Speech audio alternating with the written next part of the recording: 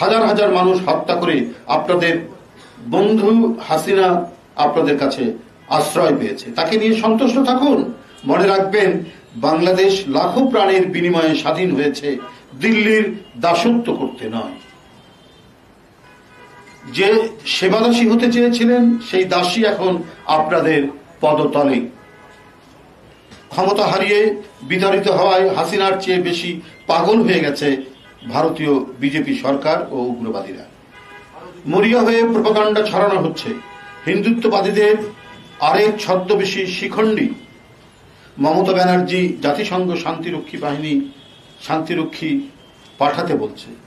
আরে ভারতেই তো বাংলাদেশের মিশনগুলো অরক্ষিত, নিরাপত্তাহীন, এবং বাংলাদেশি মিশনের একজনকে আমরা যেটা ভিডিও ভাইরাল হতে দেখেছি, কি বেদম প্রহার করা হচ্ছে। তারপরে মমতা ব্যানার্জি বলবেন বাংলাদেশে শান্তিরক্ষী বাহিনী দরকার না ভারতে শান্তিরক্ষী বাহিনী দরকার। প্রতিবেশী হিসাবে আমাদের বন্ধুত্বের হাত প্রসারিত, কিন্তু শত্রুতা করতে চাইলে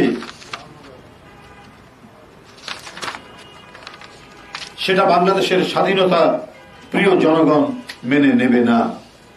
আপনাদের প্রতি অনুরোধ, নিরাপত্তা ও স্থিতিশীলতার প্রতি হুমকি হয়ে দাঁড়াবেন না। বাংলাদেশের মুসলিম, হিন্দু, বৌদ্ধ, খ্রিস্টান যারাই নিরাপত্তাহীন মনে করেন তারা সরকারকে জানান, সরকার উপযুক্ত ব্যবস্থা নেবে।